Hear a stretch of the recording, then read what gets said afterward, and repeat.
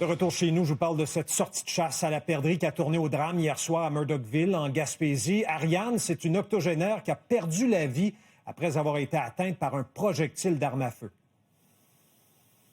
Ouais, exactement, Yves. Triste histoire qui s'est déroulée hier en fin d'après-midi. Un homme de 70 ans accompagné d'une femme octogénaire, des amis, un couple d'amis qui sont partis à la chasse hier soir en après-midi.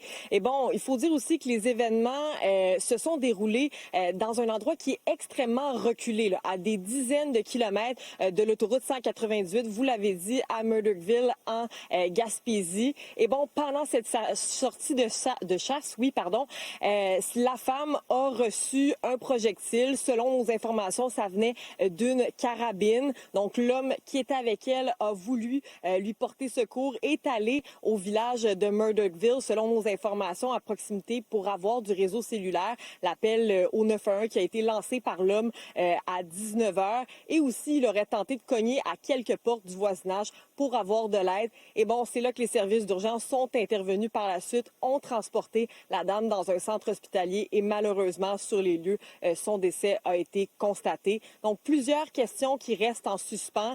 Qui a tiré? Comment ça s'est passé? Les enquêteurs et les policiers qui tentent de faire la lumière sur qu'est-ce qui s'est passé hier en soirée. On peut écouter une porte-parole de la Sûreté du Québec.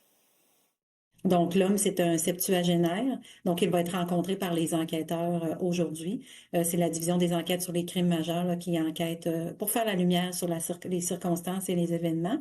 Puis, on a également une scène là, qui est analysée actuellement là, par le service d'identité judiciaire qui est aussi sur place. C'est ça, il faut comprendre que les crimes majeurs, souvent, c'est quand c'est des crimes qui sont plus graves. Il y a des critères qui font en sorte que c'est la division des enquêtes sur les crimes majeurs qui prend une enquête, mais ça ne veut pas forcément dire qu'il va y avoir des accusations contre quelqu'un, là, pas du tout. Là. Ça peut être autant de nature accidentelle également aussi. Là, fait que c'est l'enquête qui va pouvoir le confirmer.